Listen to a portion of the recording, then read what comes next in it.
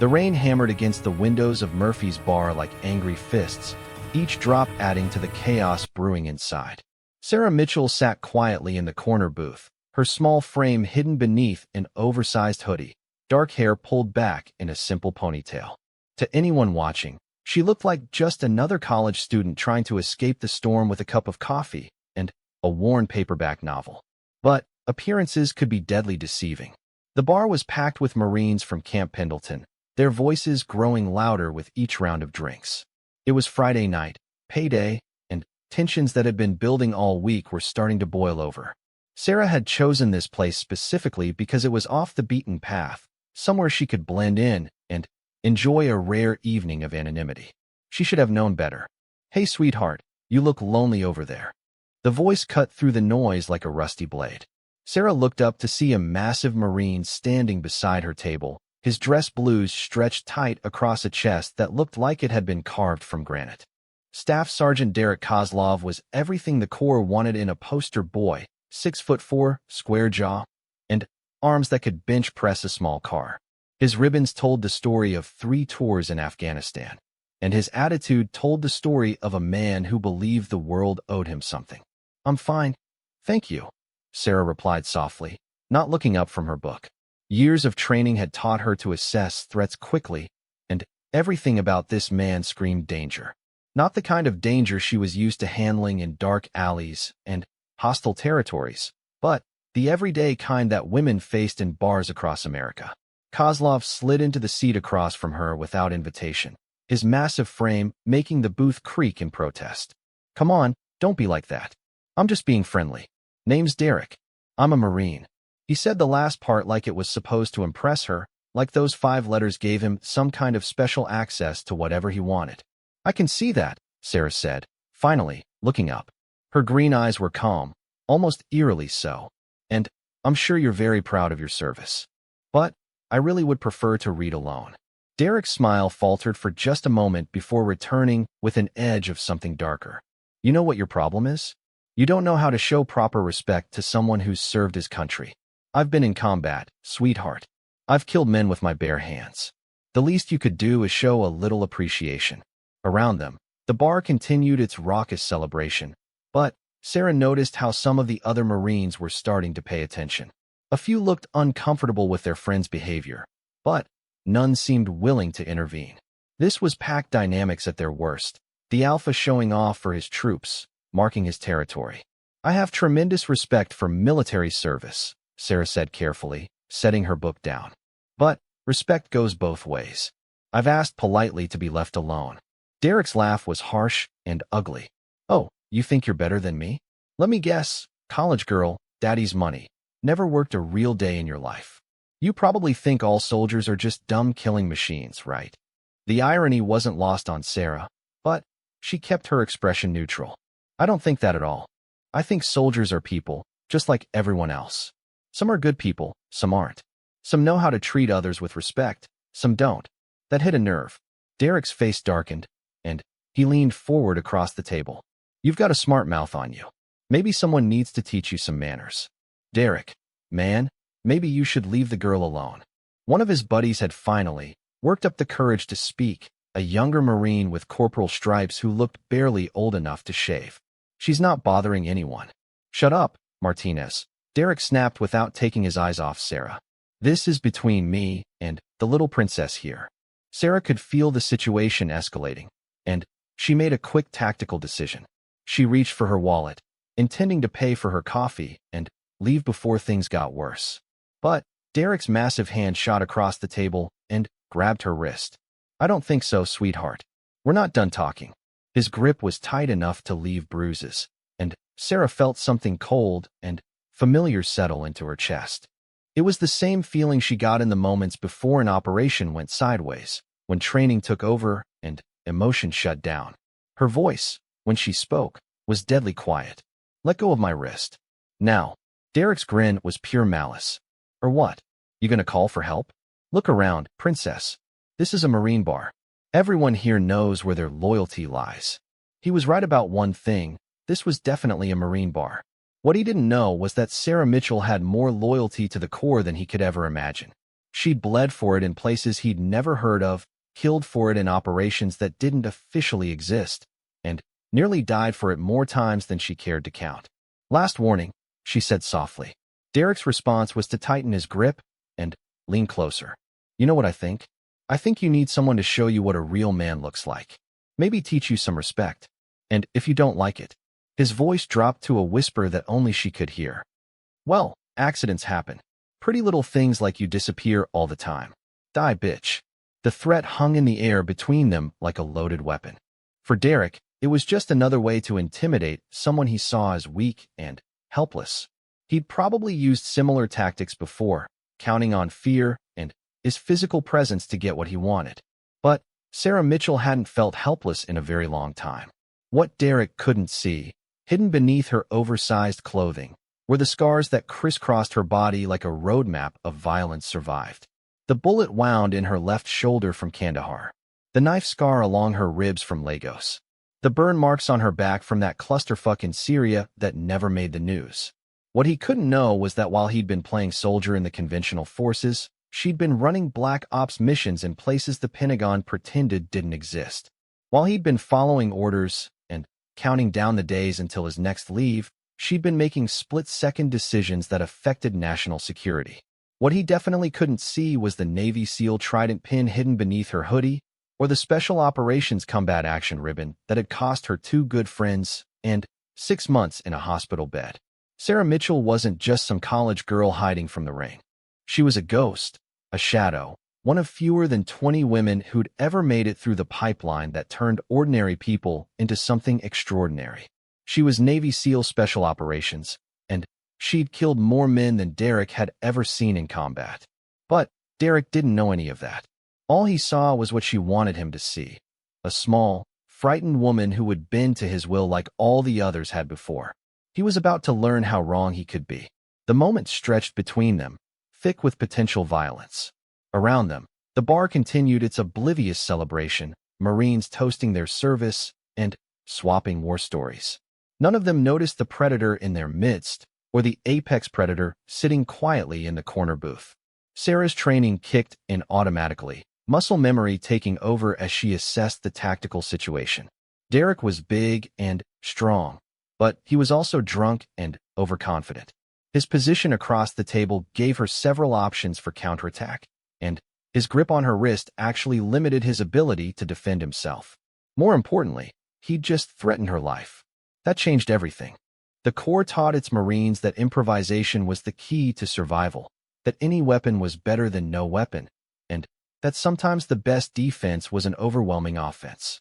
Sarah had learned those lessons well, but she'd also learned a few things they didn't teach in basic training. She'd learned that fear was a tool, that pain was temporary, and that sometimes the only way to stop a monster was to become something worse. Derek was still grinning at her, still convinced he held all the cards. His buddies were watching now, some with concern, others with the sick fascination of spectators at a gladiatorial match. The younger Marine, Martinez, looked like he wanted to intervene, but didn't know how. "So what's it gonna be, princess?" Derek whispered. "The easy way or the hard way?" Sarah's response was barely audible over the noise of the bar. "You have no idea what the hard way looks like." But she was about to show him. The transformation began slowly, almost imperceptibly. Her breathing changed first, becoming deeper and more controlled. Her muscles relaxed in a way that Derek mistook for submission, but was actually the calm before a perfectly orchestrated storm. Years of training had taught her that violence, when it came, should be swift and decisive. No warning, no posturing, no unnecessary brutality. Just efficient, effective action that neutralized the threat and moved on. Derek was still talking, his voice a low rumble of threats and crude promises, but Sarah was no longer listening. She was calculating angles and timing, identifying pressure points and vulnerabilities, planning 3 different ways to end this confrontation in less than 5 seconds. The funny thing was, she'd actually come to Murphy's bar to avoid exactly this kind of situation. After 18 months of high-intensity operations in some of the world's most dangerous places, she'd just wanted a quiet evening with a good book and terrible coffee. She'd wanted to pretend, just for a few hours, that she was normal. But normal wasn't something that happened to people like Sarah Mitchell. Normal was a luxury she traded away the day she raised her hand and swore to support and defend the Constitution against all enemies, foreign and domestic. And right now, Derek Kozlov was looking very much like a domestic enemy. The rain continued to pound against the windows, each drop marking time like a countdown clock. Inside the bar, the noise level had actually increased as more Marines arrived to escape the storm. The air was thick with the smell of beer and sweat and masculine posturing, the kind of toxic atmosphere that brought out the worst in certain types of men. Sarah could have ended it right then. One quick movement, a precisely applied pressure point, and Derek would have been on the floor gasping for air while she walked calmly out into the storm. But something held her back, maybe curiosity about how far he would push it, maybe a desire to see if any of his fellow Marines would finally step up and do the right thing. Or maybe she just wanted to give him enough rope to hang himself with. Derek's grip on her wrist tightened even more, and she could see the calculation in his eyes. He was wondering how much force he could apply before someone noticed, how far he could push before crossing a line that even his buddies wouldn't overlook. "You're hurting me," she said, just loud enough for some of the nearby Marines to hear. It was both true and tactically sound, establishing a clear pattern of aggression that would justify whatever happened next. "Good," Derek growled. "Maybe now you'll start listening." That was when Martinez finally found his courage. The young Marine stood up from his table, his face flushed with alcohol and righteous anger. "Derek, that's enough. Let her go. Sit down, Boot." Derek snarled without looking away from Sarah. "This doesn't concern you." "The hell it doesn't." Martinez took a step forward, and Sarah could see his hands shaking slightly. He was scared, probably more scared of Derek than he'd been of anything in Afghanistan. But he was doing the right thing anyway. That took guts, and Sarah respected it. "She asked you to leave her alone. Multiple times. You're out of line." Other Marines were starting to notice now, conversations dying as the confrontation escalated. Sarah could see the calculations happening in real time. Loyalty versus conscience, pack mentality versus individual morality. Most of them would side with Derek simply because he outranked Martinez and had more combat experience, but a few looked genuinely uncomfortable with what they were seeing. "I said sit down," Derek repeated, his voice carrying the kind of authority that came from years of making subordinates follow orders. "That's an order, Corporal." "We're not on duty," Martinez shot back, his voice cracking slightly. "You can't order me to watch you assault some innocent girl." The word assault hung in the air like an accusation, and Sarah saw Derek's face go through a series of micro-expressions: surprise, anger, calculation, and, finally, cold rage. He'd gone too far to back down now, and Martinez had just called him out in front of his peers. In the twisted logic of bullies and predators, that made the young Marine a threat that needed to be dealt with. "You little shit," Derek snarled, finally, releasing Sarah's wrist as he stood to face Martinez. "You want to play hero? Fine. Let's see how tough you are without your rifle."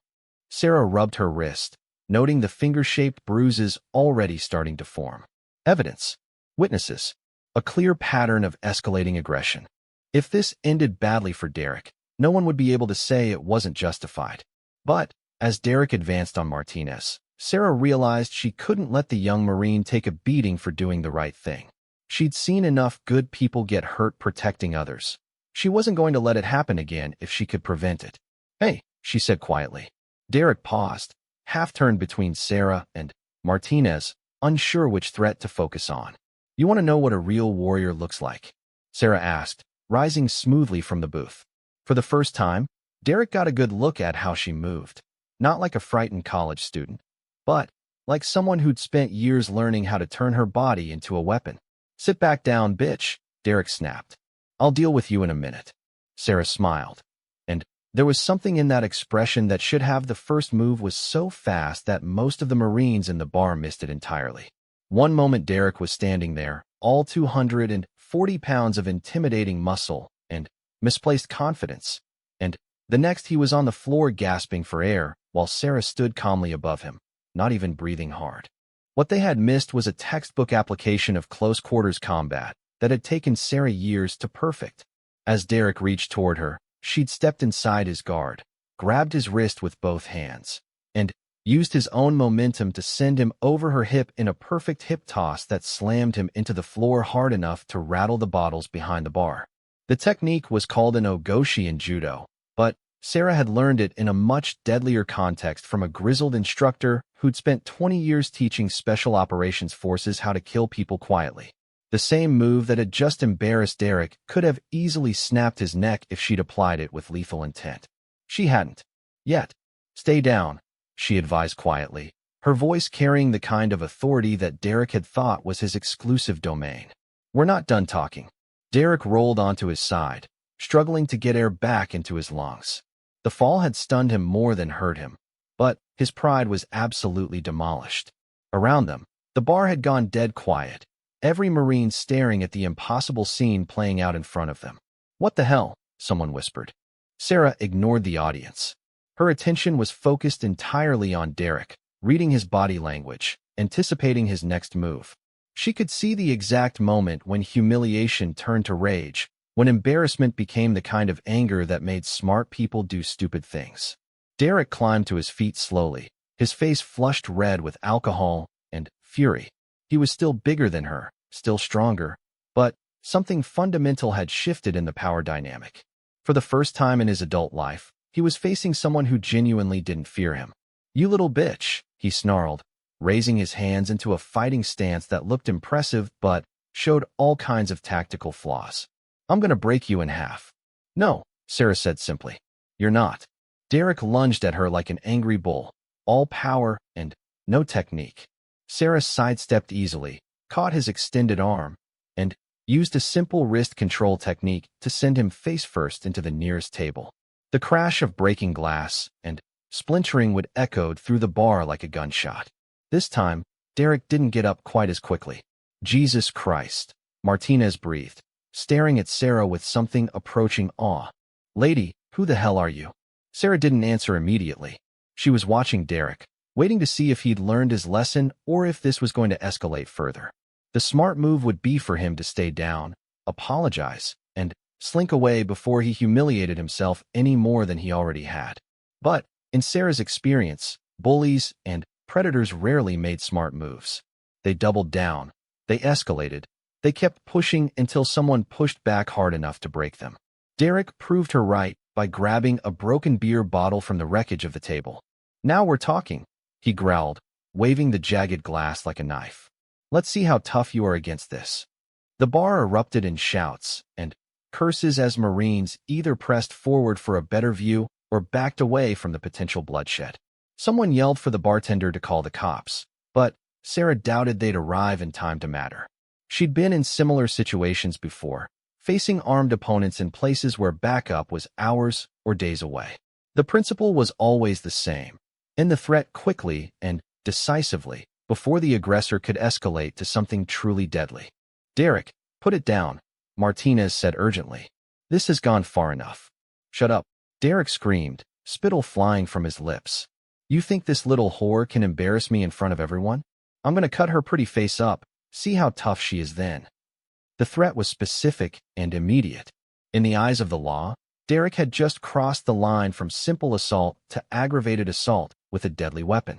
More importantly, in Sarah's professional opinion, he'd just forfeited any claim to restraint or mercy. She'd given him multiple opportunities to back down, multiple chances to de-escalate. He'd chosen violence instead, and now he was going to learn what violence actually looked like when practiced by someone who'd turned it into an art form. "All right," Sarah said quietly, her voice cutting through the chaos like a blade. "Let's finish this." Derek slashed at her with the broken bottle, a wild haymaker that would have opened her throat if it had connected. Sarah ducked under the swing, stepped inside his guard again, and drove her elbow into his solar plexus with surgical precision. The strike hit exactly where she intended, the cluster of nerves just below the breastbone that could drop a grown man in seconds. Derek doubled over, gasping and retching, the bottle falling from nerveless fingers. Sarah could have ended it there. One more strike to the back of his neck, or a simple chokehold, and Derek would have been unconscious on the floor. But something in his posture, in the way he was still trying to reach for the broken bottle, told her that he wasn't done yet. Some people had to be broken completely before they learned to stay down. Derek straightened up with considerable effort, his face purple with rage and oxygen deprivation. "I'm gonna kill you," he wheezed. "I'm gonna fucking kill you." "No," Sarah said calmly. "You're really not." What happened next was less a fight than a clinical demonstration of superior training and technique. Derek threw punch after wild punch, each one telegraphed and easily avoided. Sarah moved around him like water, striking pressure points and nerve clusters with the precision of a surgeon and the efficiency of an executioner. A finger strike to his brachial plexus numbed his left arm. A knee to his common peroneal nerve dropped him to one knee. A perfectly placed palm strike to his carotid artery made his vision gray around the edges. Each technique was applied with just enough force to be effective, never enough to cause permanent damage. Sarah wasn't trying to cripple him. She was teaching him a lesson about the difference between bullying civilians and facing someone who could fight back. The Marines watching were silent now, mesmerized by the systematic destruction of someone they'd thought was invincible. Derek Kozlov had been their alpha, their measure of what a warrior looked like, and he was being dismantled by someone half his size who didn't even look like she was trying. "Stay down," Sarah advised as Derek collapsed onto his hands and knees, struggling to breathe. "We can stop this anytime you want." Derek's response was to grab for her ankle, trying to trip her or drag her down to his level. Sarah stepped back easily, then drove her knee into his reaching arm with enough force to send him sprawling onto his back. "Wrong answer," she said. This time when Derek tried to get up, his legs wouldn't quite cooperate. The strikes to his nervous system were taking their toll, disrupting the communication between his brain and his muscles. He managed to get upright through sheer determination, but his coordination was shot, and his balance was precarious. "Had enough?" Sarah asked. Derek's reply was a stream of profanity that would have made a drill sergeant blush, followed by another clumsy attempt at a tackle. Sarah sidestepped, caught his arm as he went past, and used his own momentum to send him crashing into another table. The second table didn't survive the encounter any better than the first had. "Okay, that's enough." The voice cut through the chaos with the authority of command, and Sarah turned to see a tall, distinguished-looking Marine wearing the silver oak leaves of a lieutenant colonel pushing through the crowd. "Stand down, all of you." The effect was immediate.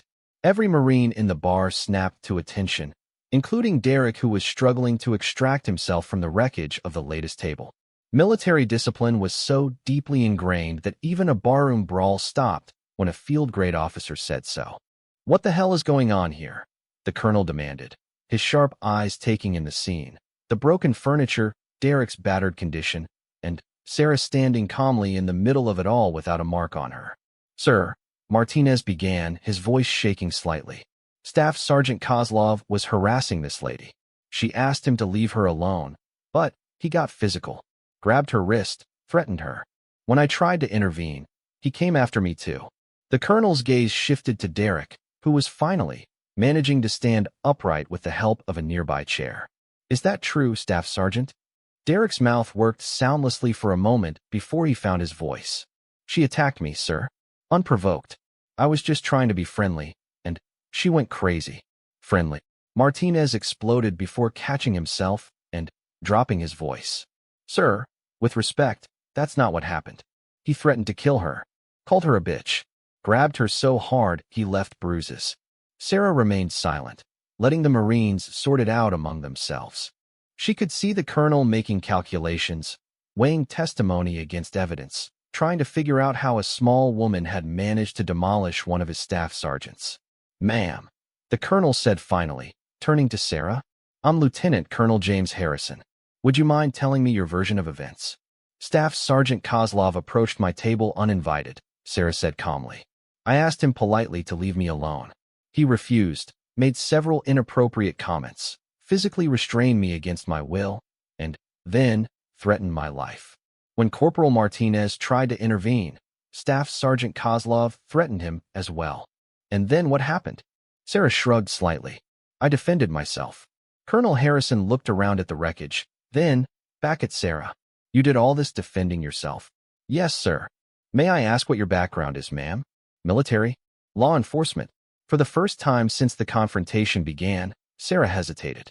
Her real background was classified at levels that most people didn't even know existed. She couldn't talk about the missions, the training, or the unit she belonged to without violating half a dozen different federal laws. But there was one part of her service record that was a matter of public record, one achievement that she could claim without compromising operational security. "I'm Navy," she said simply. The colonel raised an eyebrow. "Navy? What's your rate?"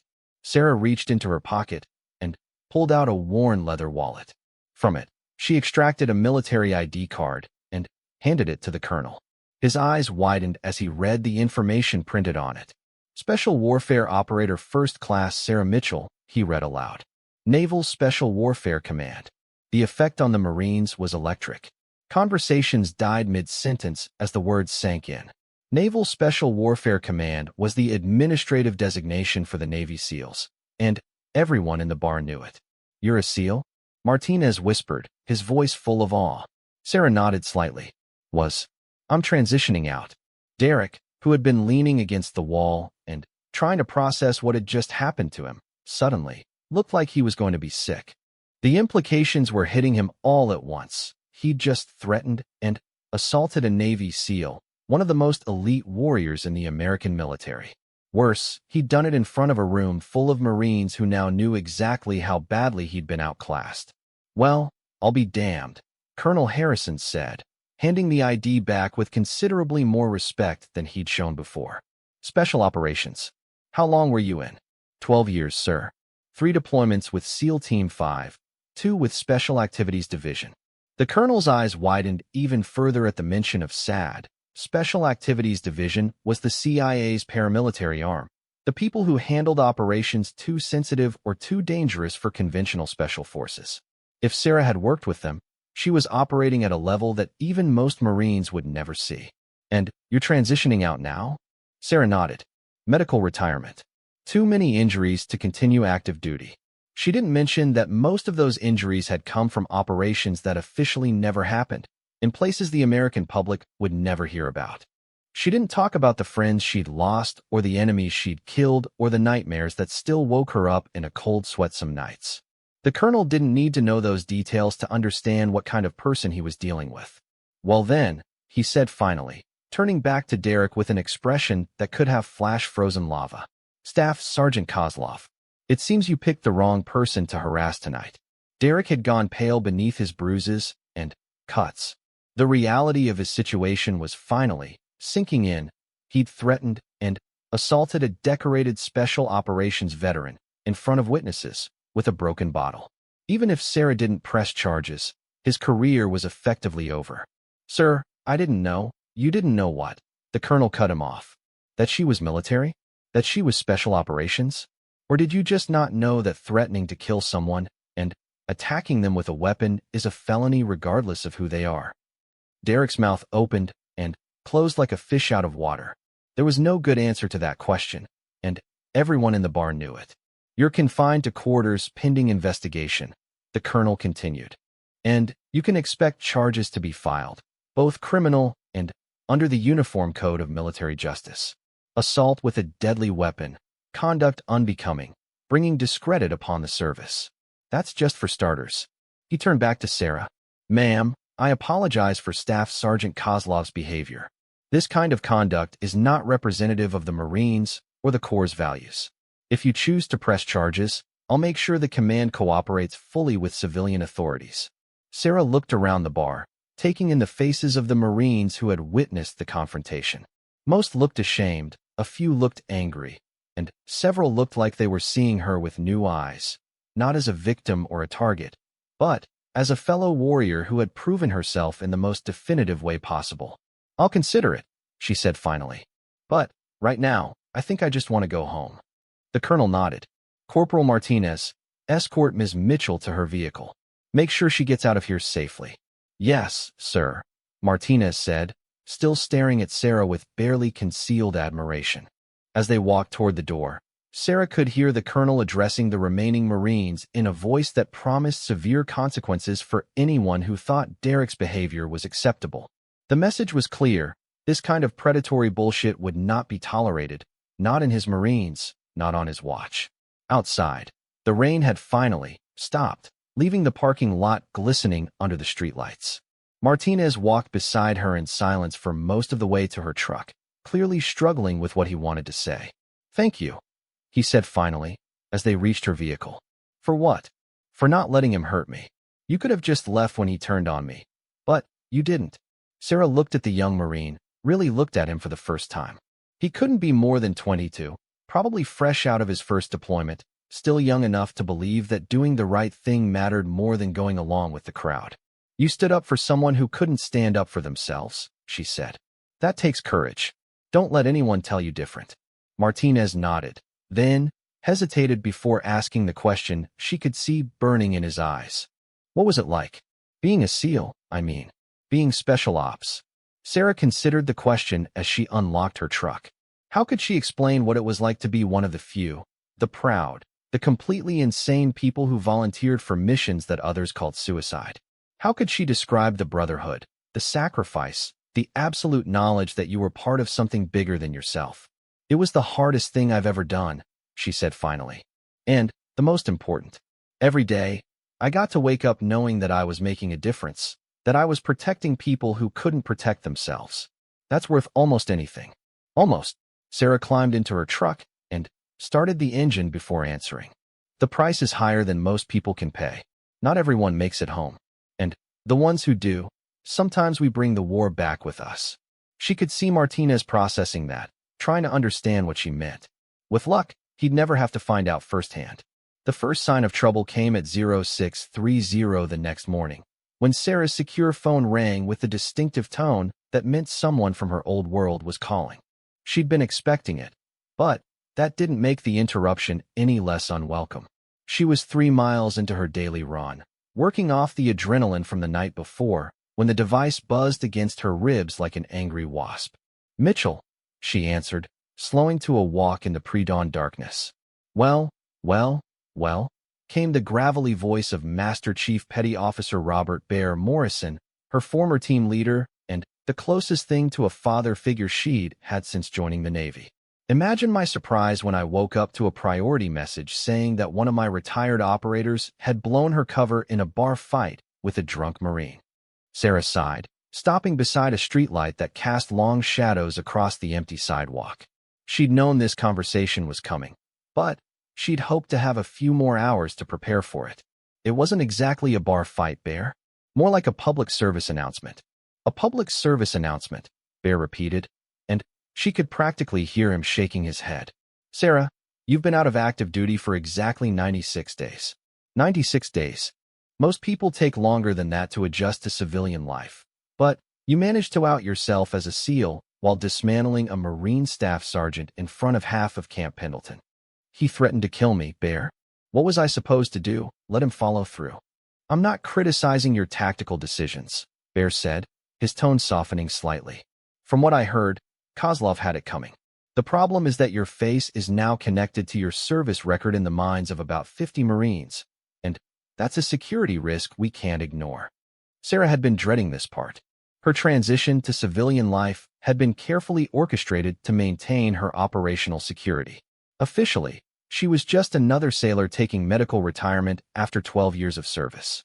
Her real assignment history, the missions she'd run, the enemies she'd eliminated, all of that was buried so deep in classified files that even most admirals didn't have access to it. But classification levels didn't matter much when you were standing in a bar full of witnesses, demonstrating skills that only came from years of elite training. "How bad is it?" she asked. "Bad enough that I've got 3 different alphabet agencies asking questions," Bear replied. "CIA wants to know if any of your previous operations have been compromised.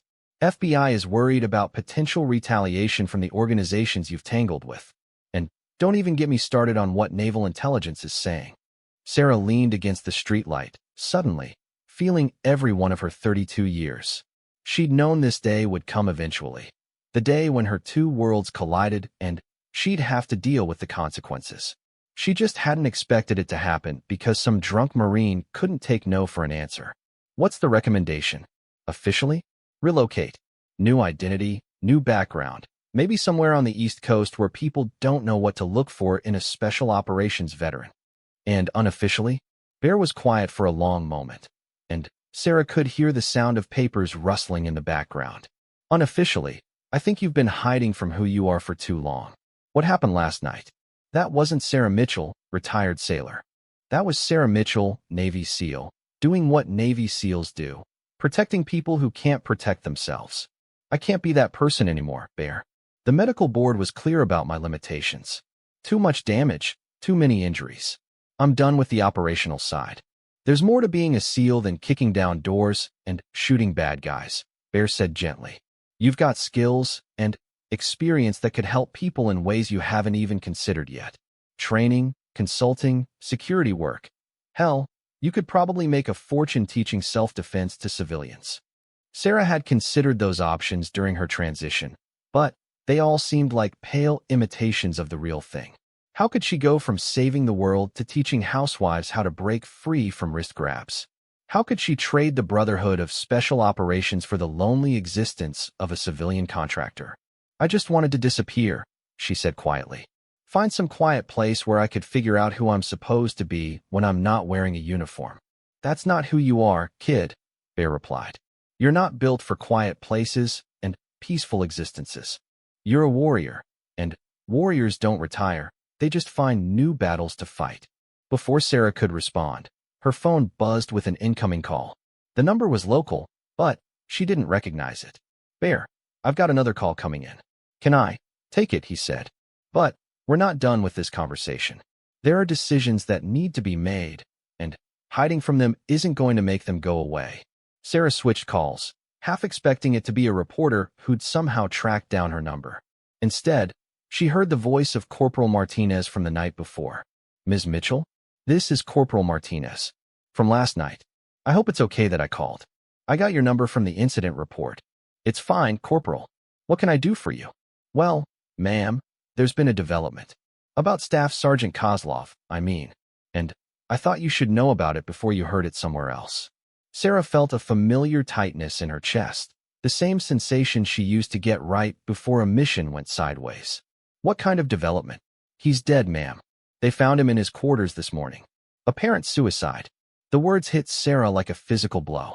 She'd seen Derek Kozlov less than 12 hours ago, battered and humiliated, but very much alive. The idea that he'd killed himself over a barroom beating seemed impossible, but she'd been in the military long enough to know that pride could be a deadlier enemy than any foreign terrorist. Are you sure? She asked.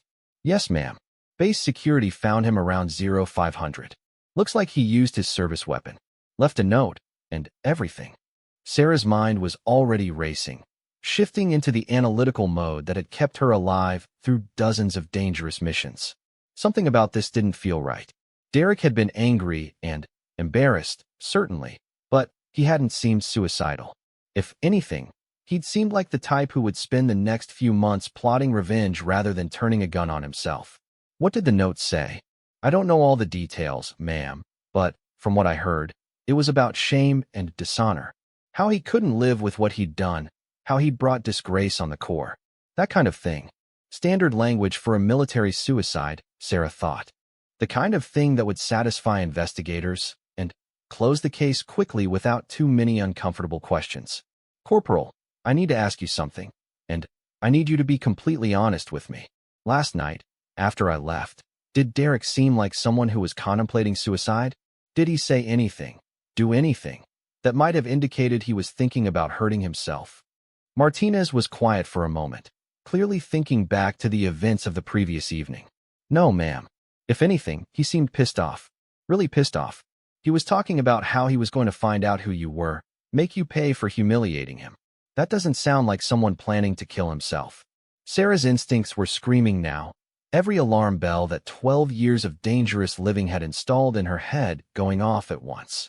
In her experience, there were very few coincidences in the world, especially when they involved the sudden death of someone who'd just been exposed to operational security risks.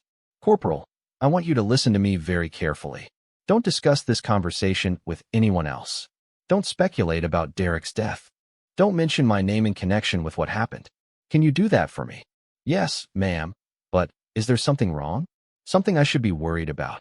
Sarah wished she could give him a reassuring answer. But she'd learned long ago that false comfort was worse than hard truth. I don't know yet.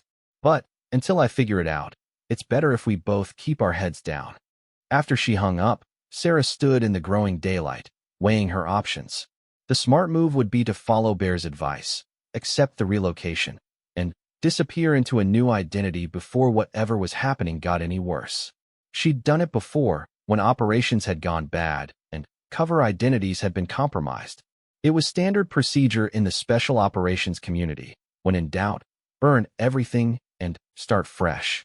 But something about Derek Kozlov's convenient suicide bothered her in ways she couldn't quite articulate. The timing was too perfect, the resolution too neat. In her experience, the kinds of people who threatened women in bars weren't usually the same kinds of people who committed suicide when confronted with the consequences of their actions. They were the kinds of people who doubled down, escalated, and looked for revenge. Her secure phone rang again, and this time the caller ID showed a number she hadn't seen in 6 months. Her former handler at Special Activities Division, the CIA's paramilitary branch where she'd spent the last 3 years of her active career. "Hello, Thomas," she said. "Sarah, I heard about your little adventure last night." Thomas Hartwell's voice was as smooth and cultured as always, the product of an Ivy League education and 20 years of managing some of the government's dirtiest operations. Quite a performance, from what I understand. It wasn't a performance. It was self-defense. Of course it was. But it was also incredibly public, which creates certain complications for people like us. Sarah had worked with Thomas long enough to read between the lines. When he said, people like us, he meant people who'd spent their careers in the black world of unacknowledged operations, people whose real service records could never see the light of day. What kind of complications? The kind that result in former Marines turning up dead in their quarters 12 hours after tangling with former SEALs who were supposed to be keeping a low profile. So Thomas already knew about Derek's death. That wasn't surprising. The intelligence community had sources everywhere, and a military suicide involving someone who'd just been exposed to a classified operator would definitely trigger their interest. "You think I killed him?" Sarah asked. "I think you're too smart to leave that kind of mess behind," Thomas replied. "But I also think there are other parties who might have an interest in eliminating someone who could potentially compromise your identity." That thought had occurred to Sarah as well, but hearing it spoken aloud made it feel more real and more terrifying. There were organizations and individuals around the world who would pay handsomely for information about American special operations personnel, especially those who'd worked in the most sensitive programs. If Derek had started asking questions, making inquiries, trying to find out more about the woman who'd humiliated him, he might have attracted the wrong kind of attention. "What do you want, Thomas?" "I want you to disappear. Tonight. I've got a clean identity package waiting, complete with background documentation and financial resources. You can be Sarah Collins, marketing consultant from Portland, Oregon, by tomorrow morning.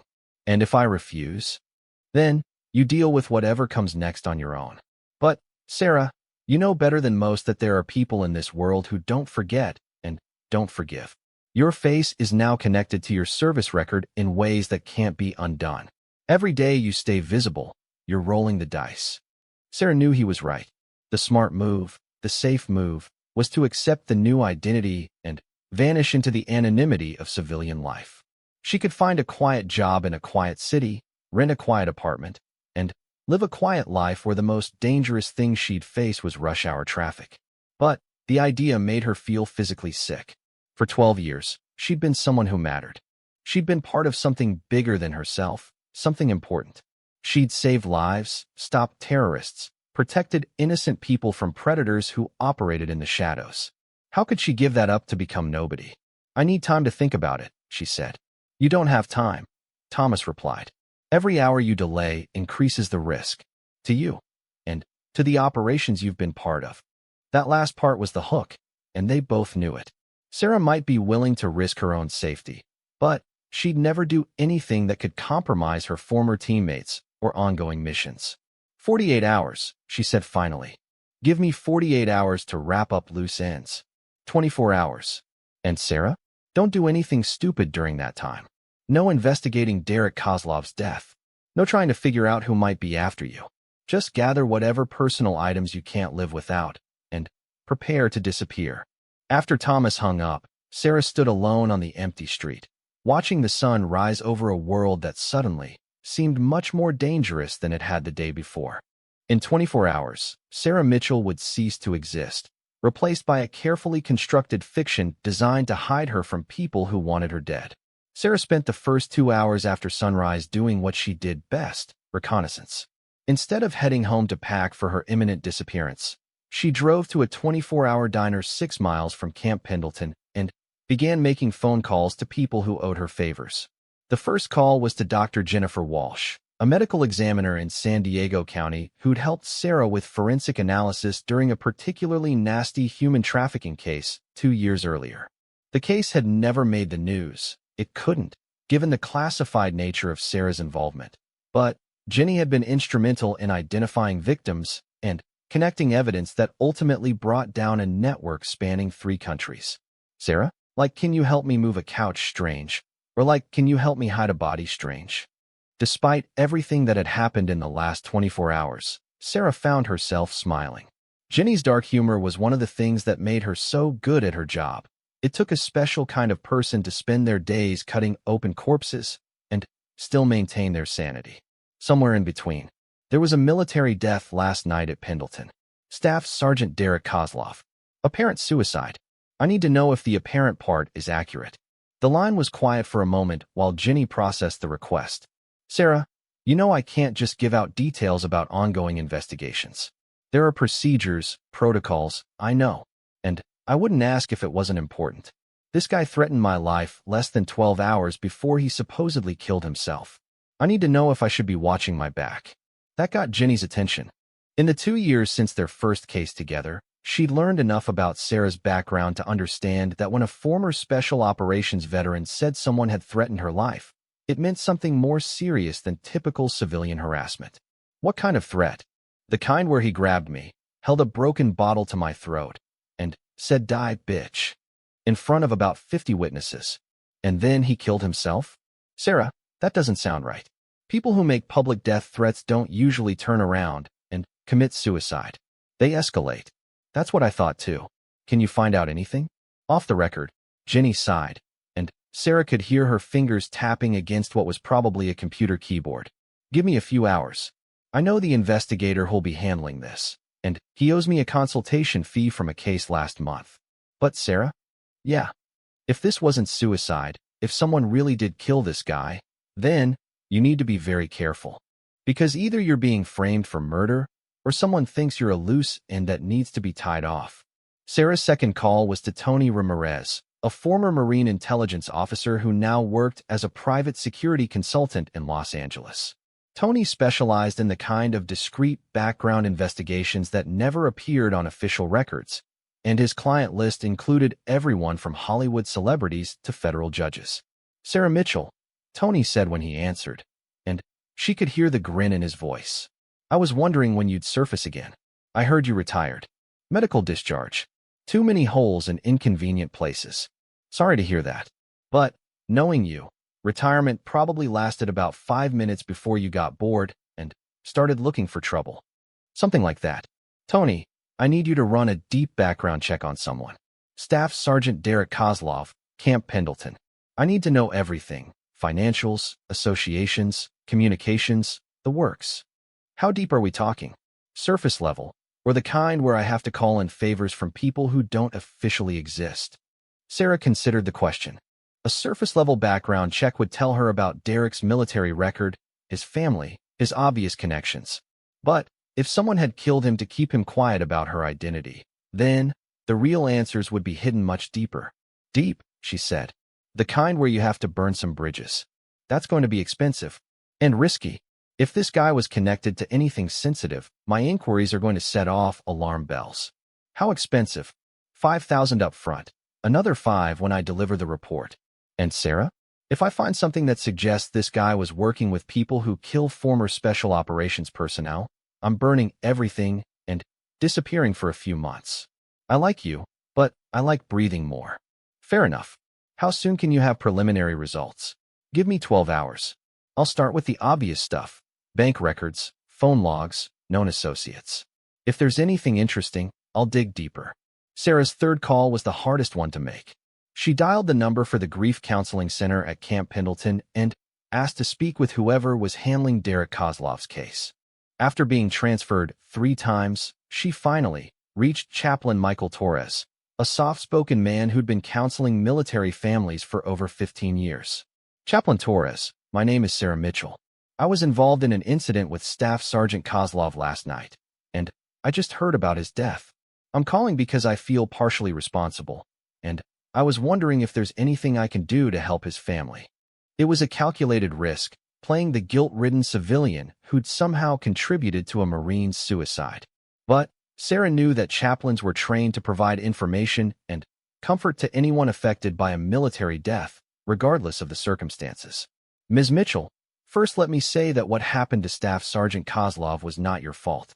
Military suicides are complex events with multiple contributing factors. One incident, no matter how traumatic, doesn't typically drive someone to take their own life. I appreciate that, Chaplain, but I can't help feeling like if I'd handled things differently. What exactly happened last night, if you don't mind me asking? Sarah gave him the sanitized version, an unwanted advance, a physical altercation, and Derek's subsequent humiliation in front of his peers. She left out the details about her military background and the level of violence she'd been capable of using. That kind of confrontation can certainly be embarrassing, the chaplain said. But, in my experience, Marines are resilient people. They don't usually resort to suicide over a single incident of poor judgment. Did Derek have a history of depression? Mental health issues? I can't discuss his medical records, of course, but I can tell you that he'd never been referred to our counseling services. No documented history of mental health treatment, no previous suicide attempts. From all accounts, he was a model Marine. That was interesting. Sarah had seen enough military suicides to know that they rarely came out of nowhere. There were usually warning signs, previous incidents, a pattern of escalating problems. The fact that Derek had no apparent history of mental health issues made his sudden death even more suspicious. What about his family situation? Was he married? Any financial problems? He was single, no children. His parents are flying in from Ohio for the services. As for financial issues, I don't have access to that information, but his command indicated that there were no obvious problems. Sarah thanked the chaplain and hung up, adding another piece to the puzzle.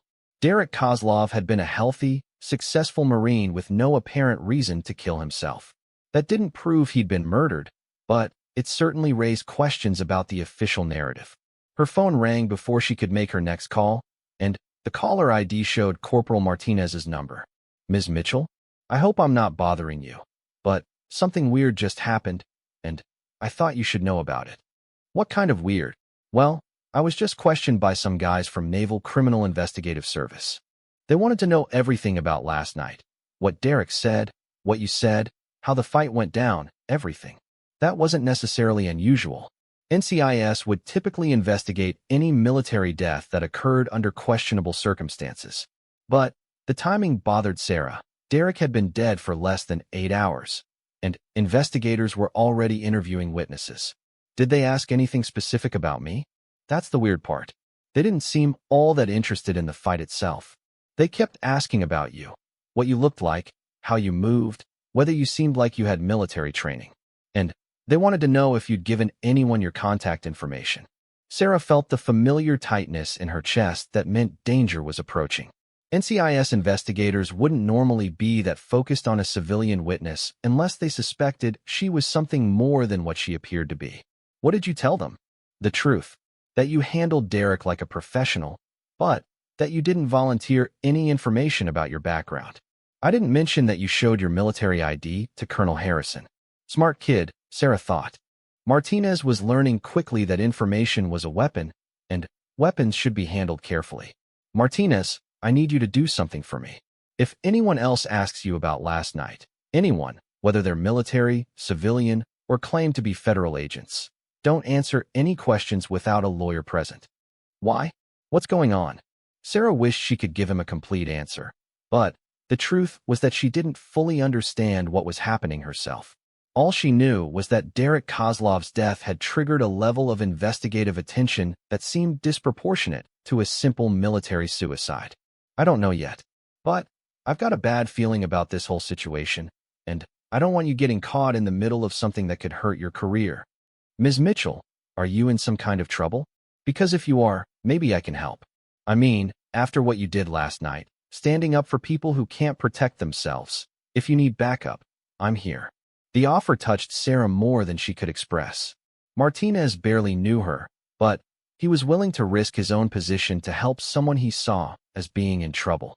It was exactly the kind of loyalty and courage that made the military brotherhood so powerful and so dangerous for anyone who threatened it. I appreciate that, Martinez, more than you know.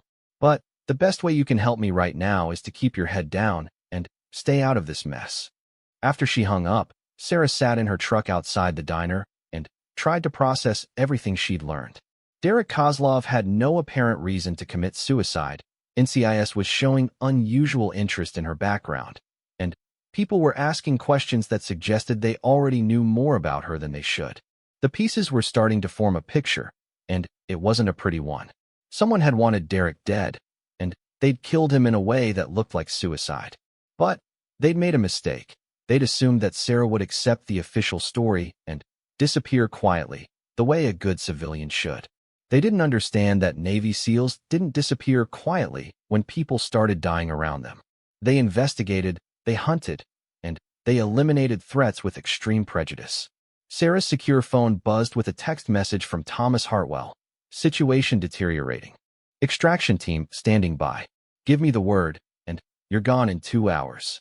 Sarah stared at the message for a long moment, then typed back, give me 6 more hours. I need to know who killed Derek Kozlov before I disappear. Thomas's response came back almost immediately. That's not your mission anymore. Your mission is to stay alive. But Sarah had never been good at following orders when innocent people were in danger. And if someone was willing to commit murder to keep her quiet, then there were probably other people at risk. Martinez, Colonel Harrison, anyone who'd witnessed her demonstration of special operations skills. The smart move was to accept Thomas's extraction offer and let the professionals handle whatever conspiracy was unfolding around Derek's death.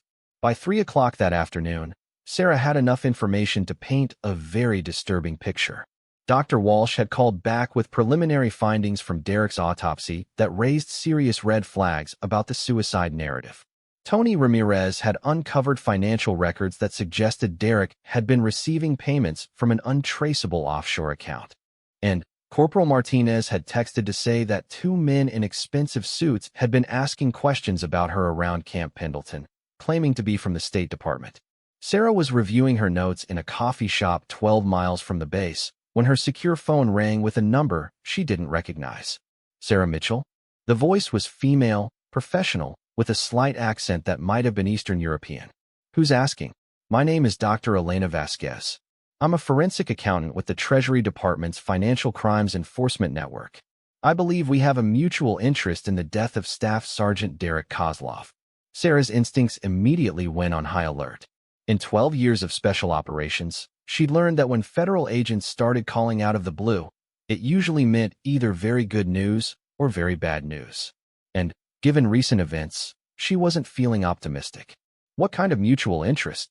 The kind that involves foreign intelligence services, money laundering, and the targeted assassination of American military personnel who asked too many questions. That got Sarah's attention. She glanced around the coffee shop to make sure no one was listening, then stepped outside to continue the conversation in private. I'm listening. Staff Sergeant Kozlov was being paid to identify and report on special operations personnel who frequented establishments near military bases. Someone was building a database of our most highly trained warriors, their habits, their vulnerabilities, their civilian identities. Sarah felt her blood turn cold. The implications were staggering. If foreign intelligence services were actively hunting American special operations personnel, then every SEAL, Green Beret, and Delta Force operator in the country could be at risk. How do you know this? Because Derek Kozlov wasn't the only one. We've identified at least 12 other military personnel in the past 6 months who were receiving similar payments. Most of them are now dead, all from apparent suicides or accidents. Jesus Christ. Who's behind it? We're still piecing that together, but The money trail leads back to a shell company with ties to Russian military intelligence. It appears to be a long-term operation designed to identify and eliminate American special operations capabilities. Sarah's mind raced through the implications. If the Russians were systematically hunting American special operations personnel, then her encounter with Derek hadn't been random bad luck.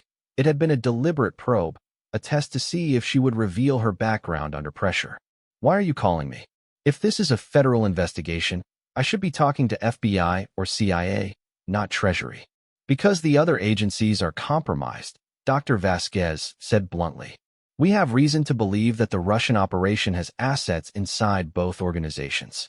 People who are supposed to be protecting our operators are actually helping to hunt them.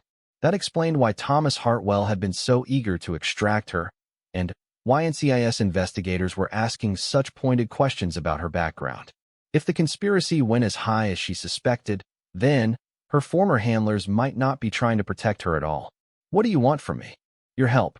You're one of the few people who's encountered this operation and lived to tell about it. We need someone with your skills and experience to help us identify the other targets before they're eliminated. Sarah considered the offer. Part of her wanted to accept Thomas's extraction and disappear into a new identity, leaving this mess for other people to handle. But the bigger part of her, the part that had volunteered for the most dangerous missions the Navy could offer, couldn't walk away from a threat to her brothers and sisters in arms. Where do we start? There's a meeting tonight. Midnight, Warehouse District, Pier 47. Come alone, and bring whatever weapons you think you'll need. This isn't going to be a conversation. After Dr. Vasquez hung up, Sarah sat in her truck and tried to process what she'd learned. A Russian intelligence operation was hunting American special operations personnel, and at least 12 warriors were already dead. The operation had assets inside the U.S. government, which meant that anyone she trusted could be working for the enemy. And somehow, a drunken Marine's harassment in a bar had put her right in the middle of it all. Her phone buzzed with a text from Thomas. Extraction window closing. Final offer. Be at coordinates I sent in 30 minutes, or you're on your own. Sarah deleted the message without responding. If Thomas was part of the conspiracy, then any extraction he offered would end with her disappearance or death. If he wasn't, then he would understand why she couldn't abandon other operators who were being hunted. Either way, she was committed now. Sarah spent the rest of the afternoon preparing for what might be her last mission.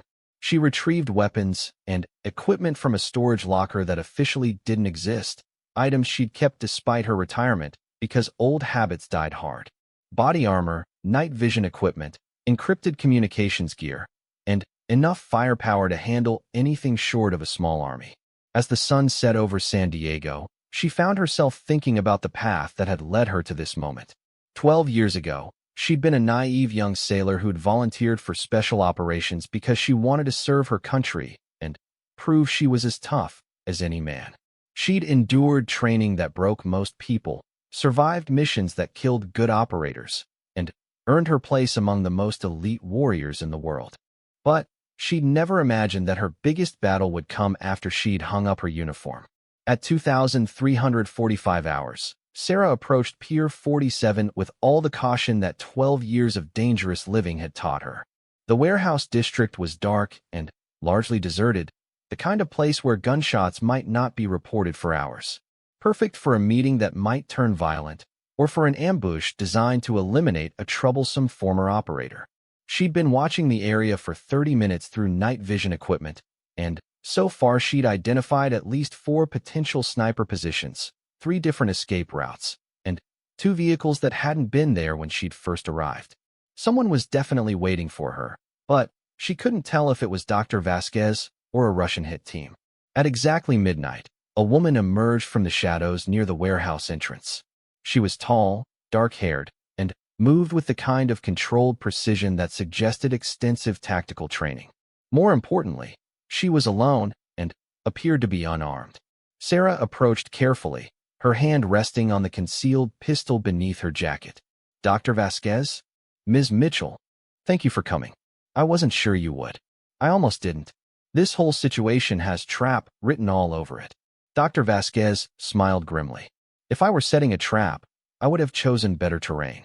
Too many escape routes here, too many variables. No, this is exactly what it appears to be, a desperate attempt to save American lives before more good people die. Sarah studied the woman's face, looking for tells that might indicate deception. After a moment, she relaxed slightly. Whatever else Dr. Vasquez might be, she didn't seem like an enemy agent. Show me what you've got. Dr. Vasquez led her into the warehouse, where a makeshift command center had been set up with computers, communications equipment, and wall-mounted displays showing photographs and documents. Sarah recognized some of the faces on the wall, special operations personnel who died in the past 6 months under suspicious circumstances. This is our target list, Dr. Vasquez explained. 12 confirmed kills, 8 more who are missing and presumed dead, and 15 active targets who don't know they're being hunted. Sarah studied the photographs, feeling anger build in her chest as she recognized names and faces. These weren't just statistics. They were warriors she'd served with, friends who'd risked their lives for their country, only to be murdered by foreign agents who'd infiltrated their own government. How do we stop it? By doing what you do best, Dr. Vasquez replied. We hunt the hunters. Tomorrow night, there's going to be a meeting between the Russian handlers and their American assets. We're going to intercept that meeting and eliminate everyone involved. Just the 2 of us. 3, actually. Dr. Vasquez gestured toward the shadows, and a man emerged who made Sarah's hand instinctively move toward her weapon. He was huge, easily 6'6", and built like a linebacker, with the kind of scars that came from serious violence survived. Sarah Mitchell meets Sergeant Major Mike Reaper Johnson, Army Delta Force. He lost his entire team to this operation 3 months ago. Sarah relaxed as she recognized the name.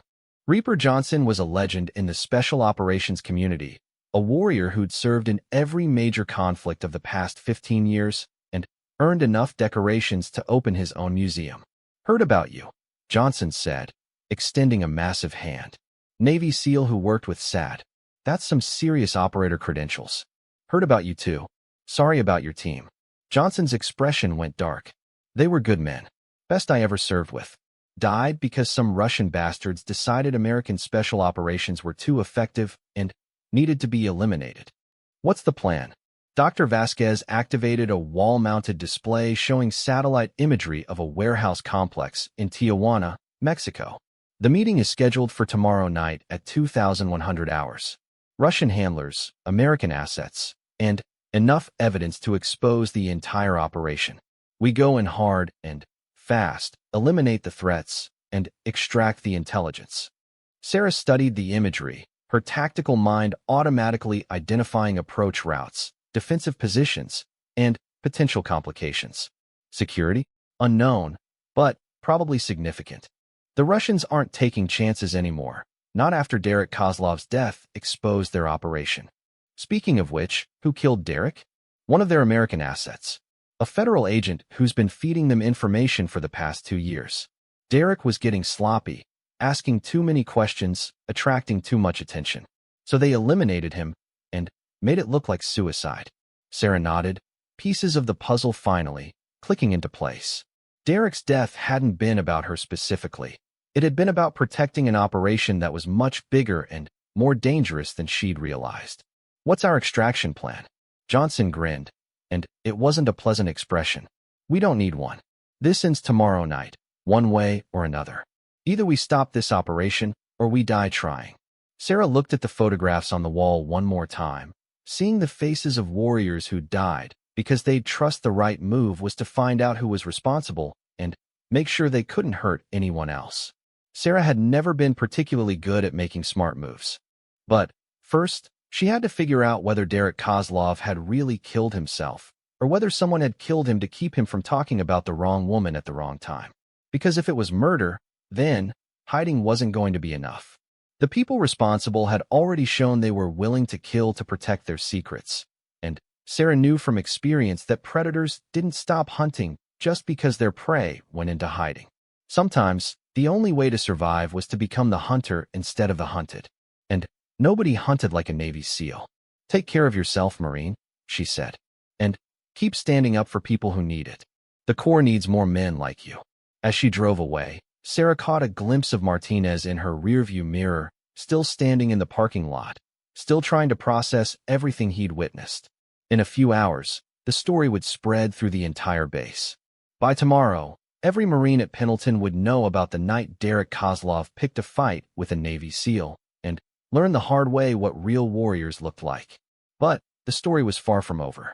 Sarah Mitchell had spent 12 years keeping her real identity secret, operating in the shadows, being someone that enemies feared and allies never saw coming.